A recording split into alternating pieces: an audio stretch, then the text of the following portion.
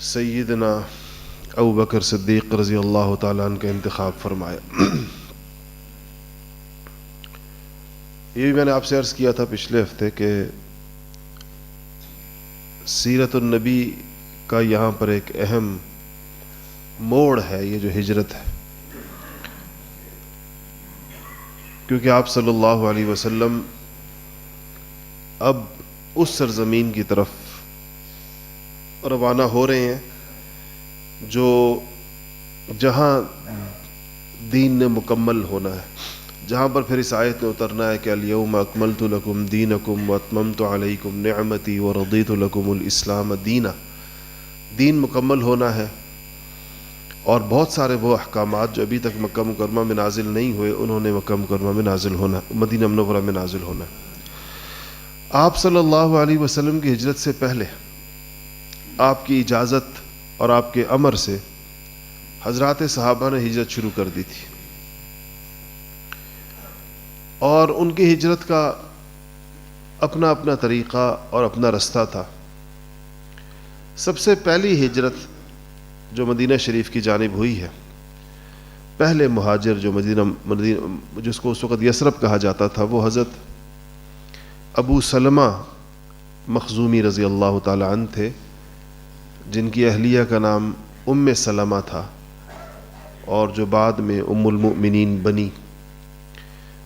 تو انہوں نے پہلی ہجرت کی اور بڑی مشکل ہجرت ان کی ہوئی۔ یہ جب نکلنے لگے اپنی اہلیہ کو لے کر، اور ایک بچہ ان کے ساتھ تھا ان کا، تو لوگ آ گئے روکنے کے لیے، اور دونوں طرف کے لوگ، ان کی اہلیہ کے قبیلے کے لوگ بھی اور ان کے قبیلے کے لوگ بھی، اور جب یہ لوگ آ گئے تو انہوں نے ان لوگوں نے ان سے کہا کہ تم نہیں جا سکتے، اور اس مسئلے میں ان کے خاندان اور ان کی اہلیہ کے خاندان کا بھی جھگڑا ہوا آپس میں، اور انہوں نے کہا کہ ہم اپنی بیٹی نہیں لے جانے دیں گے، اور ان کے خاندان والے ان کو روک رہے تھے۔ تو بہرحال آخر میں ایسے ہوا کہ ان کی اہلیہ کو ان کے گھر والے لے گئے، اور ان کا جو چھوٹا بیٹا تھا اس کو ان کے گھر والے لے گئے۔ انہوں نے ان سے کہا کہ ہم پھر بچہ نہیں لے جانے دیں گے تم لوگوں کو، اگر تم ام سلمہ کو لے کر جاتے ہو۔ تو بچے کو ان کے گھر والے لے گئے، اہلیہ کو ان کے اپنے گھر والے لے گئے، اور یہ تنہا مدینہ منورہ چلے گئے، اور گھر سارا بکھر گیا۔ تو ان کی اہلیہ روتی رہتی تھیں اپنے گھر میں، نہ بیٹا پاس نہ شوہر پاس۔ تو ان کے خاندان میں کسی کا دل دکھا، اور اس نے کہا کہ ان کو جانے دیا جائے اپنے شوہر کے پاس۔ 1 سال ان کا ایسا گزرا۔ 1 سال کے بعد جو ہے جب انہوں نے اجازت دی کہ ٹھیک ہے ان کو جانے دیا جائے، تو اس پر ان ابو سلمہ کے گھر والوں نے بھی بچہ دے دیا ام سلمہ کو، اور وہ اپنا بچہ لے کر تنہا مکہ مکرمہ سے مدینہ منورہ کے لیے نکلی۔ اور یہ اس زمانے کا سفر ہے، آپ کے ذہن میں ہو کہ یہ ظاہر ہے کہ پیدل یا اونٹوں پر یا گھوڑے پر، کوئی اور سواری نہیں۔ وہ کہتی ہیں میں جیسے ہی مدینہ مکہ مکرمہ سے باہر نکلی تو مجھے عثمان بن ابی طلحہ مل گئے، اور کہنے لگے کہ عثمان بن ابی طلحہ نے مجھ سے یہ پوچھا کہ تم اکیلی جا رہی ہو؟ تو میں نے کہا کہ ہاں، میرا اس بچے کے علاوہ کوئی نہیں ہے۔ تو انہوں نے کہا کہ میں تمہیں خود چھوڑ آتا ہوں۔ ام سلمہ کہتی ہیں کہ میں نے اپنی زندگی میں عثمان بن ابی طلحہ سے زیادہ شریف النفس، ہمدردی اور خیرخواہی کرنے والا انسان کوئی نہیں دیکھا۔ یہ مجھے لے کر چل پڑے، اور کہتی ہیں کہ یہ جہاں پر بھی رکنا ہوتا تھا تو یہ اونٹ بٹھا کر خود دور ہو جاتے تھے، میں اطمینان سے اتر سکتی تھی۔ ضروریات پوری کرنے کے بعد پھر جب مجھے سفر کرنا ہوتا تھا تو یہ دوبارہ اونٹ بٹھا کر ایک طرف ہو جاتے تھے، دور ہو جاتے تھے۔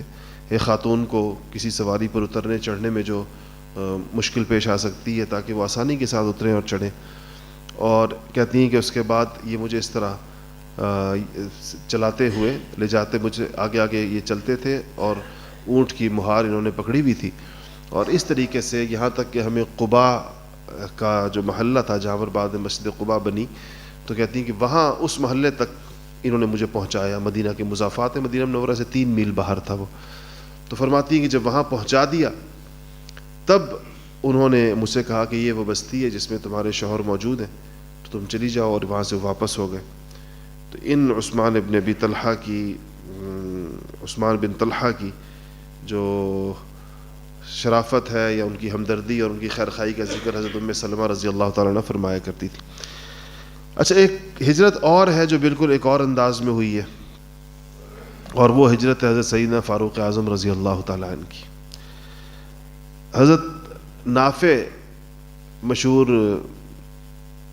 شخصیت ہیں، اور یہ حضرت عبداللہ ابن عمر کے غلام تھے. بعد میں انہوں نے بڑا علم حاصل کیا، غلام سے بڑے عالم بنے، اور ان سے حدیث شریف کی بہت ساری روایات عبداللہ ابن عمر سے یہی ان کے شاگرد حضرت نافع بھی کرتے ہیں.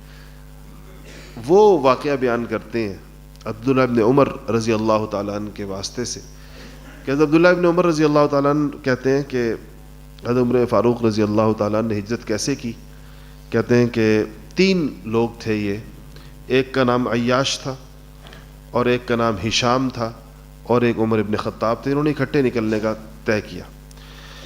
تو کہتے ہیں یہ ہوا کہ ایک جگہ اکٹھے ہوں گے اور پھر وہاں سے یثرب کے لیے چلیں گے. تو کہتے ہیں وہاں سے جس دن ہمارا اور اگر کوئی جو جگہ طے کی تھی کہ یہاں تینوں پہنچیں گے، اگر کوئی نہ پہنچ سکا تو باقی ہجرت کریں گے، یہ بھی طے ہو گیا تھا. کسی کو کسی مجبوری کی وجہ سے کسی نے روک لیا تھا.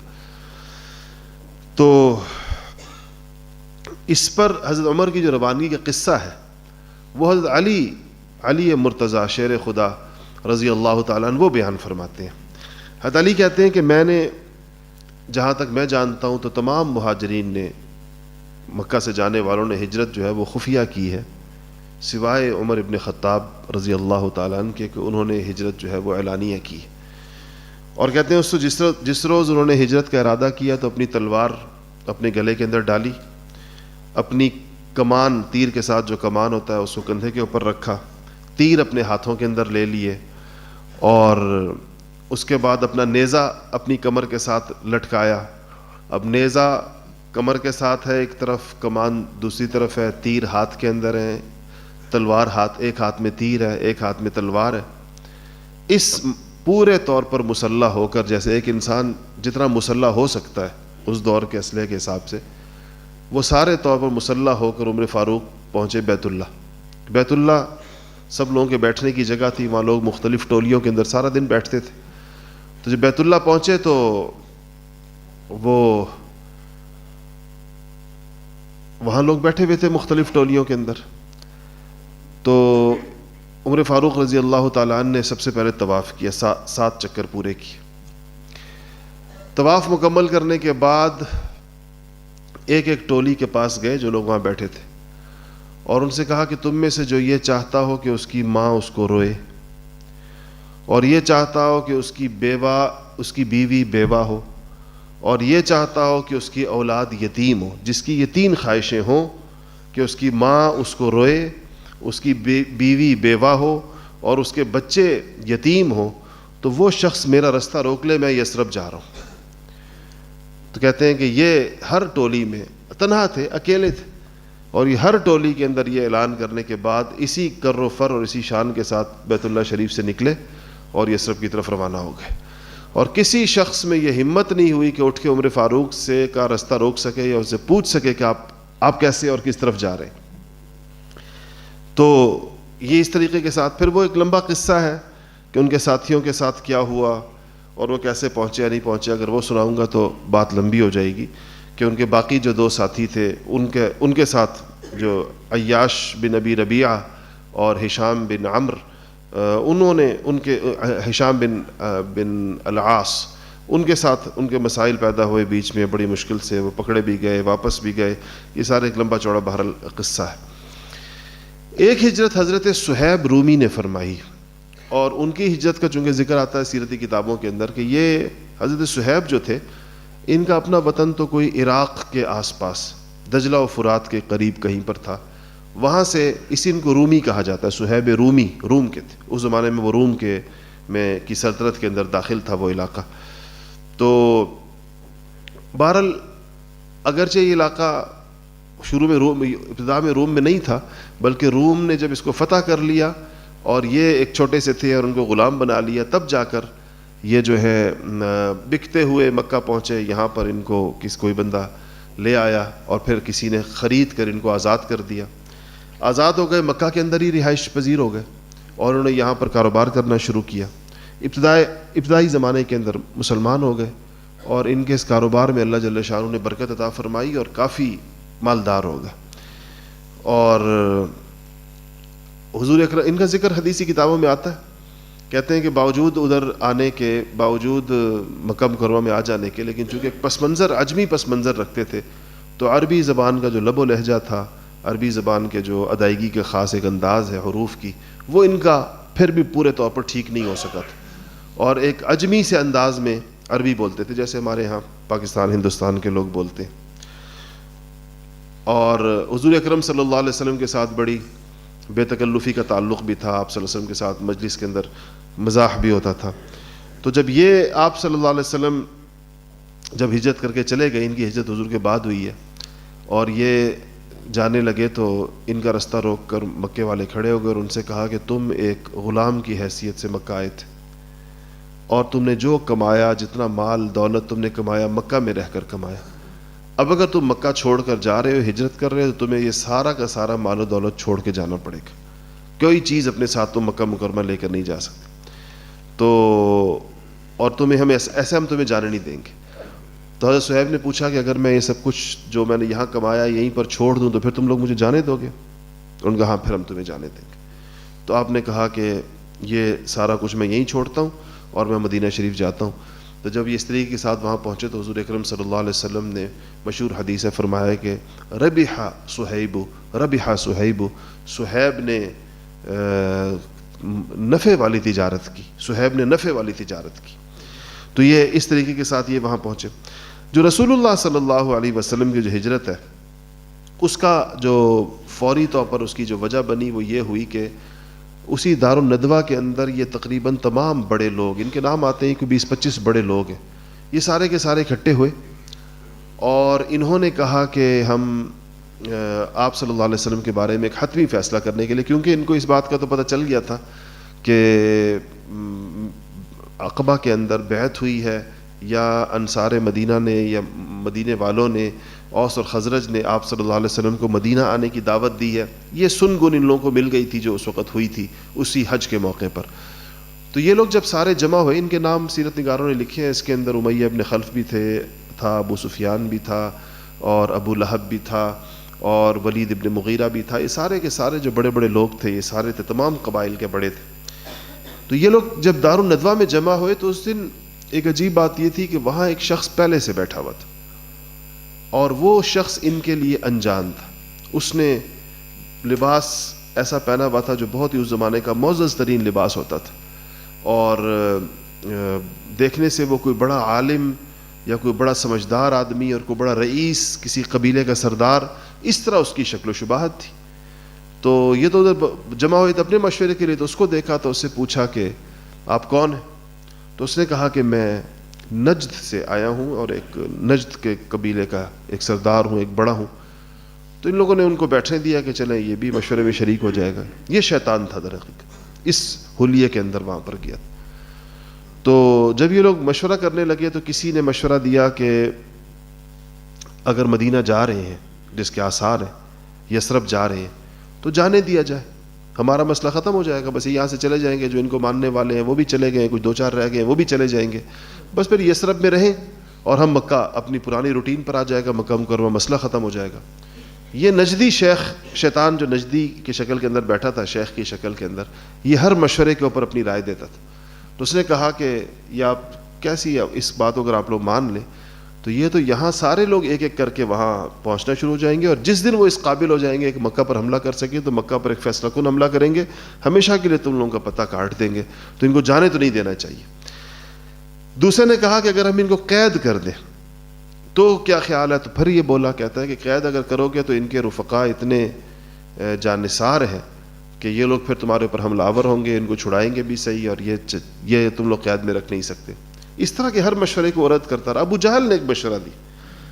ابو جہل نے مشورہ یہ دیا کہ ہم سارے لوگ جو بیٹھے ہوئے تقریباً مکہ کے تمام قبائل کی نمائندگی ہے, قریش کے تمام قبائل کے بڑے بیٹھے, ہم تمام قبائل سے طاقتور اور بڑی حیثیت والے ایک ایک بندے کا انتخاب کرتے, اور یہ جو مضبوط جماعت 15-20 افراد کی بن جائے گی جس میں ہر قبیلے کا ایک معزز آدمی اور طاقتور آدمی ہوگا, یہ سب لوگ اکٹھا حملہ کریں گے رسول اللہ صلی اللہ علیہ وسلم پر قاتلانہ, اور آپ کو شہید کریں گے. اس کے نتیجے میں کیا ہوگا کہ بنو ہاشم یا ان کے ساتھ زیادہ اگر ان کے ساتھ کوئی ہو گیا تو بنو مطلب ہو جائیں گے. تو بنو مطلب اور بنو ہاشم لڑ تو نہیں سکتے پورے قریش کے ساتھ, لا محالہ بات جائے گی خون بہا کی طرف اور بات جائے گی پیسوں کی طرف, کیونکہ لڑائی تو وہ لڑ نہیں سکتے, اتنی تو ان کی تعداد نہیں کہ پورے قریش کے ساتھ وہ لڑے.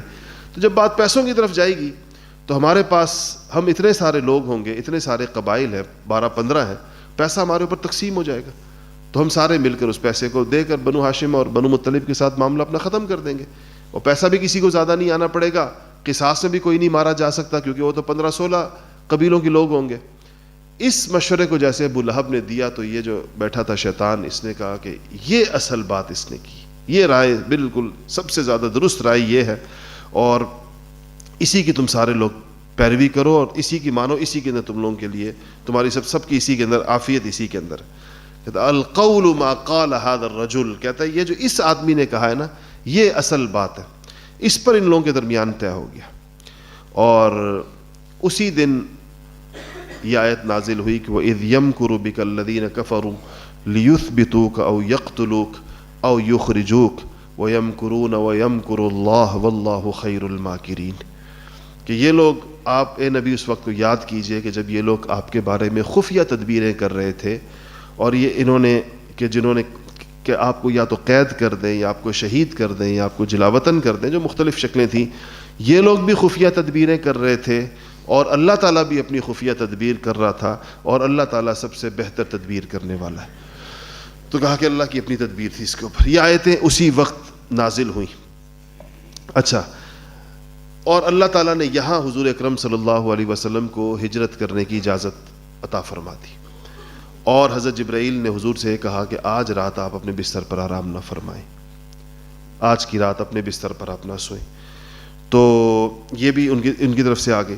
ادھر سے آپ صلی اللہ علیہ وسلم نے حضرت علی کرم اللہ وجہ سے کہا کہ مجھے آج شہر چھوڑ کے جانا ہے, اور آج مجھے یہ حکم ملا ہے کہ اب تم جاؤ, اور میرے بستر پر میری چادر اوڑھ کے تم نے سونا ہوگا.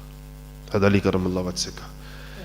اور ایک بات یاد رکھنا علی, تمہیں نقصان کوئی نہیں پہنچا سکتا, تمہیں نقصان نہیں پہنچے گا, یعنی میری گمان میں کوئی تم تک نہیں پہنچے گا. کوئی چیز ایسے تمہارے قریب نہیں آ سکتی جو تمہیں پسند نہ ہو. حضرت علی کرم اللہ وجہ فرماتے ہیں کہ میں نے بالکل, صاحب کرام تو سارے آپ کو پتہ, انہوں نے فوراً اس بات کو مان لیا. اچھا, اب جب آپ کو یہ ہو گئی بات, رات کی طے ہو گئی, تو آگے ایک روایت ہے جو حدیثی کتابوں میں ہے, جو حضرت اماں عائشہ رضی اللہ تعالیٰ عنہ فرماتی. اماں عائشہ فرماتی ہیں کہ ہم اپنے گھر میں بیٹھے ہوئے تھے, اور اتنے میں حضرت بکر صدیق رضی اللہ تعالیٰ عنہ نے دیکھا کہ دوپہر کو حضور اکرم صلی اللہ علیہ وسلم اپنے سر کے اوپر ایک چادر اوڑھے, کپڑا ڈالے ہوئے, جیسے کوئی اپنے چہرے کو تھوڑا سا چھپا لیتا ہے, اس طرح تیز تیز قدموں سے چلتے ہوئے تشریف لا رہے ہیں. تو کہتے ہیں کہ حضرت بکر رضی اللہ تعالیٰ عنہ نے فرمایا کہ ضرور کوئی بات ہے, یہ وقت تشریف آوری کا نہیں ہے, اور آپ جو اس وقت میں آ رہے ہیں دوپہر کے اندر اس طریقے کے ساتھ اپنے سر کے اوپر چادر ڈال کر, تو ضرور کوئی اہم بات ہے. تو کہتے ہیں اتنے میں آپ تشریف لے آئے, اندر آنے کی آپ نے اجازت طلب کی گھر میں آنے کی, اور آپ اندر آ گئے. تو کہا کہ میں ابو بکر سے کہا, ابو بکر لوگوں کو اٹھا دو, میں تم سے کوئی بات کرنا چاہتا ہوں, لوگوں کو اٹھا دو. تو کہا کہ حضور, ابو بکر نے فرمایا رسول اللہ کوئی اور نہیں ہے, یہ میری بیٹی ہیں, اہل خانہ ہے, گھر کے لوگ بیٹھے, مطلب آپ جو فرمانا چاہتے ہیں آپ فرما سکتے ہیں. تو آپ نے فرمایا کہ ابو بکر مجھے ہجرت کی اجازت مل گئی. تو ابو بکر فرماتے ہیں کہ میں نے فوراً پوچھا کہ یا رسول اللہ, اور میرے بارے میں اللہ نے کیا فرمایا؟ تو کہتے ہیں کہ حضور نے فرمایا کہ ابو بکر تمہیں بھی میرے ساتھ جانے کی اجازت ملی. تو عائشہ فرماتی ہیں اس پر حضرت بکر صدیق رضی اللہ تعالیٰ چھوٹی تھی عائشہ، ظاہر ان کی بھی عمر ہی بعد میں مدینہ جا کے رخصتی ہوئی ہے، تو اس وقت عمر 9 سال تھی، تو ابھی تو عمر ان کی بہت کم تھی. فرماتی ہیں تو اس پر میں نے دیکھا کہ میرے والد رو پڑے، اور مجھے اس دن پہلی دفعہ پتہ چلا اپنے بچپن کی وجہ سے کہ خوشی میں بھی رویا جاتا ہے. کہ میں نے تو ابھی تک دکھ کا رونا دیکھا تھا، تکلیف کا رونا جانتی تھی میں کہ تکلیف میں رویا جاتا ہے اور دکھ میں رویا جاتا ہے.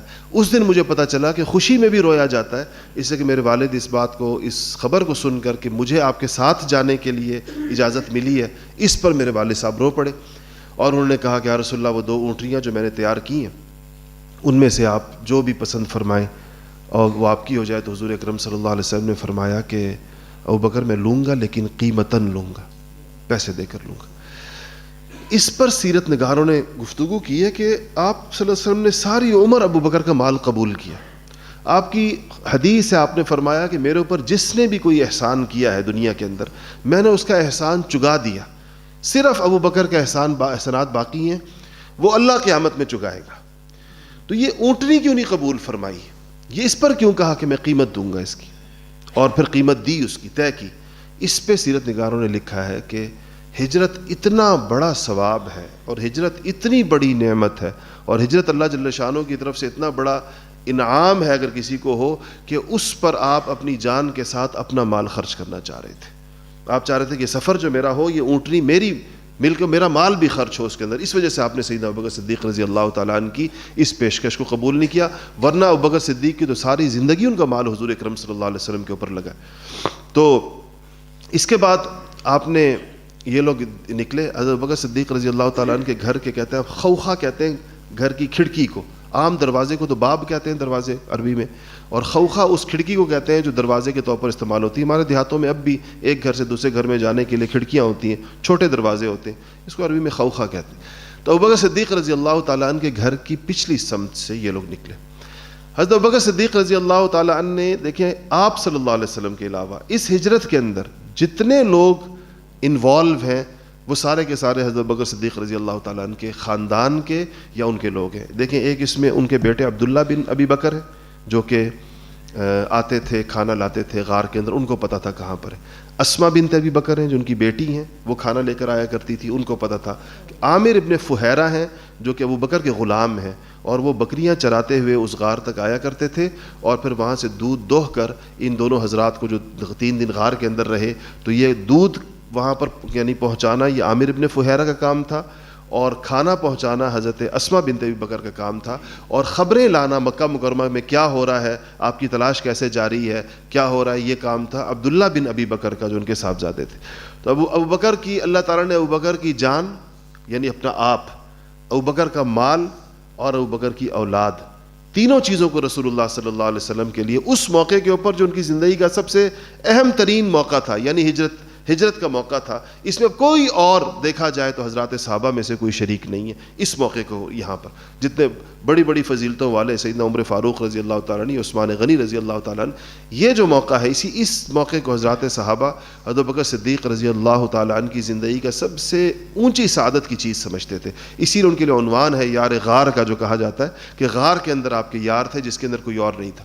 تو وہاں پہنچے غار کے اندر، اور جب وہاں پہنچے تو حضرت بکر صدیق رضی اللہ تعالیٰ نے حضور اکرم صلی اللہ علیہ وسلم سے کہا کہ یا رسول اللہ آپ باہر ٹھہرے، میں اندر جاتا ہوں اور میں دیکھتا ہوں کہ غار کے اندر کوئی چیز نہ ہو ایسی. تو بکر صدیق نے اندر جا کر غار کو جہاں جہاں سے دیکھا، جہاں جہاں کوئی سوراخ تھے اس کو بند کر دیا تاکہ کوئی چیز ادھر سے ڈسنے والی باہر نہ نکل آئے. غاروں میں بچھو، سانپ وغیرہ آپ کو پتہ ہی ہے کہ یہ چیزیں وہاں پر رہتی ہیں. اچھا، تو جب یہ وہاں پہنچے وہ ساری جگہ پر آپ صلی اللہ علیہ وسلم کے ساتھ، یہ جو غار ہے ابھی بھی آپ لوگ دیکھیں تو اس غار کو معلوم ہے، اس کی نوعیت ایسی کہ آپ اس طرح اوپر پہاڑ پہ چڑھیں، اس کے بعد غار نیچے کی طرف ہے، اس طرح اندر گہرائی کے اندر. بندہ اگر آئے تو اوپر آتا ہے، اوپر سے نیچے اس کی نگاہ پڑے تو نیچے وہ غار بنا ہوا ہے. تو اس لیے اس بات کا اگر کوئی بندہ وہاں پر آئے تو اس کو نیچے دیکھنے کا ذکر آتا ہے سیرتی کتابوں میں، کیونکہ جب یہ لوگ پہنچے وہاں پر مشرکین مکہ آپ لوگوں کو تلاش کرتے ہوئے، تو غار کی اس اونچائی تک پہنچ گئے جہاں سے نیچے غار نظر آتا تھا، اور بالکل ہی نیچے تو آپ کے قدم، نیچے والوں کو قدم نظر آ رہے تھے اوپر والوں کے. اس وقت حضرت ابوبکر صدیق رضی اللہ تعالیٰ نے فرمایا کہ یا رسول اللہ یہ لوگ تو پہنچ گئے. یہ دروازے جب غار کے منہ پر ان کو پاؤں نظر آئے تو کہا رسول اللہ لوگ پہنچ گئے. تو حضور اکرم صلی اللہ علیہ وسلم نے فرمایا کہ ابو بکر ان 2 لوگوں کے بارے میں تمہارا کیا خیال ہے جن کا تیسرا اللہ ہو. یعنی اس کو معیت کہتے ہیں. معیت کا مطلب یہ ہوتا ہے کہ اللہ تعالیٰ کا کسی کے ہر وقت ساتھ ہونا. کہا کہ تم غم نہ کرو اور ان 2 لوگوں کے بارے میں یعنی ان 2 لوگوں کو تم کیا سمجھو گے جن کے ساتھ ان کا تیسرا جو ہے وہ اللہ جل شانہ ہو. اور اس کے بعد پھر ظاہر ہے کہ وہ لوگ وہاں سے گئے, ادھر سے نکل گئے. یہ جو مکڑی کا جالا بنا دینے والی روایت ہے یہ بھی بڑے سیرت نگاروں نے ذکر کی ہے. کہتے ہیں مکڑی نے وہاں پر جالا بنا دیا تھا اور اس کو دیکھ کر ان لوگوں کو خیال آیا کہ اس کے اندر بندہ نہیں جا سکتا کیونکہ یہاں پر جو ہے وہ مکڑی کا جالا ہے. 3 دن آپ وہاں پر رہے اور اس عرصے کے اندر مکہ کی خبر جو تھی وہ حضرت عبداللہ ابن ابی بکر لاتے رہے اور عامر ابن فہیرہ جو غلام تھے وہ آتے رہے, بکریاں لے کر آتے تھے. اور اتنے عجیب پلاننگ تھی, کہتے ہیں چونکہ عبداللہ بن ابی بکر جو ہے وہ پیدل آتے تھے غار تک تو ان کے آنے کے نشانات بن جاتے تھے. اتنی احتیاط کی گئی اس کے اندر کہ عبداللہ ابن ابی بکر کے جو پاؤں کے نشان تھے غار تک آنے کے ان کو مٹانے کے لیے عامر ابن فہیرہ بکریوں کا ریوڑ لے کر آیا کرتے تھے. تو جب بکریوں کا ریوڑ ان پاؤں کے نشانوں کے اوپر چلا دیا جاتا تھا تو وہ انسانوں کے پھر وہ پاؤں نہیں پتہ چل سکتے کہ یہاں پر کوئی آیا یا نہیں آیا. یہ احتیاط اور یہ سمجھداری اور جنگی نقطہ نظر سے آپ سوچیں کہ ان چیزوں کی کتنی بڑی اہمیت ہے. تو وہ آپ نے اس کے بعد ایک چیز اور جو اس کے اندر رہ گئی پیچھے اور میں اس کو ابھی بتا دوں, وقت بھی کچھ کم رہ گیا, کہ جب آپ رات کو آپ اپنے گھر میں آئے اور حضرت علی کو اپنی جگہ پر سلایا تو آپ تھے تو گھر کے اندر ہی اپنے, اور ان لوگوں نے آپ کے گھر کا محاصرہ کر لیا. اور اس محاصرے کے دوران کو پتہ تھا کہ آپ گھر کے اندر ہیں اور آپ کے نکلنے کا جب وقت ہوا تو اللہ جل شانہ نے ان لوگوں پر جو باہر آپ کے گھر کے چاروں طرف تھے جن میں ابو جہل بھی تھا, جن کے اندر امیہ ابن خلف بھی تھا اور دوسرے سارے بڑے سردار تھے, ان پر ایک غشی طاری ہوئی.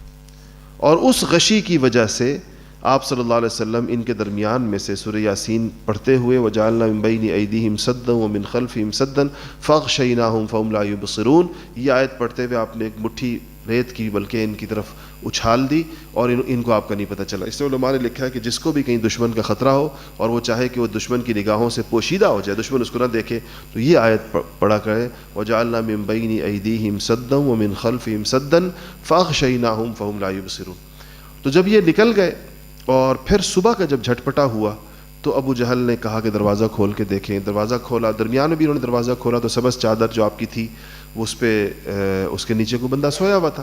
تو یہ سمجھ رہے تھے آپ صلی اللہ علیہ وسلم فرما رہے ہیں, وہ تو علی مرتضیٰ تھے. تو اس کے بعد جب صبح انہوں نے دیکھا تو جا کر حضرت علی باہر نکلے تو پتہ چلا کہ تو علی سو رہے ہیں. تو حضرت علی کو یہ لوگ پکڑ کر اپنے ساتھ بیت اللہ لے آئے کہ اب ان سے ہم پوری معلومات کریں گے کہ آپ صلی اللہ علیہ وسلم کہاں گئے. اور حضرت علی رضی اللہ تعالیٰ عنہ کو حضور اکرم صلی اللہ علیہ وسلم نے کوئی تفصیل نہیں بتائی تھی.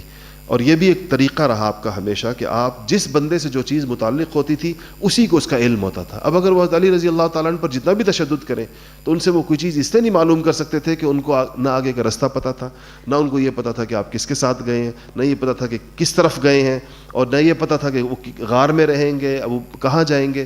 تو یہ تفصیلات آپ کی ہمیشہ سے عادت رہی اور آپ نے فرمایا بھی ہے کہ اپنے امور میں, اپنے کاموں کی انجام دہی میں ان کو خفیہ رکھنے سے مدد لیا کرو. مطلب ایک اور آپ کا طریقہ ہمیشہ یہ رہتا تھا کہ جب آپ سفر فرماتے تھے تو آپ پوچھتے تھے کہ یہ کسی طرف کے کہ یہ جو رستہ ہے, ایک طرف کا اشارہ کر کے اس رستے کی تفصیلات پوچھتے تھے. لوگ اس کی تفصیلات بیان کرتے تھے اور اس کے بعد پھر آپ خاموشی کے ساتھ دوسرے رستے کو اختیار کرتے تھے اور اس سے سفر فرمایا کرتے تھے. یہ سارے اسباب ہیں جو آپ نے اختیار کر کے امت کو سبق دیا کہ امت کو ان چیزوں میں اسباب کو اختیار کرنا چاہیے. تو جب یہ لوگ دیکھا کہ علی کچھ نہیں بتا پا رہے ہیں تو ابو جہل جو ہے وہ بڑا غصے کے اندر دندناتا ہوا سیدھا حضرت بکر صدیق کے گھر پہنچا. اس کو یقین تھا کہ یہ ان کو ضرور پتا ہوگا. تو جب یہ وہاں پر پہنچا تو اسما بنت ابی بکر, حضرت اسما جو بڑی بیٹی تھی, وہ باہر نکلی. تو بکر نے پوچھا کہ تمہارا باپ کدھر ہے؟ حضرت اسما سے پوچھا تو حضرت اسما نے کہا کہ مجھے نہیں پتا, اور ان کو پتہ نہیں بھی تھا. تو اس وقت تک پتہ نہیں تھا, اس کے بعد وہ آئی تھی غار کے اندر. تو اس پر ابو جہل نے ایک زوردار تھپڑ حضرت اسما کے گال کے اوپر مارا.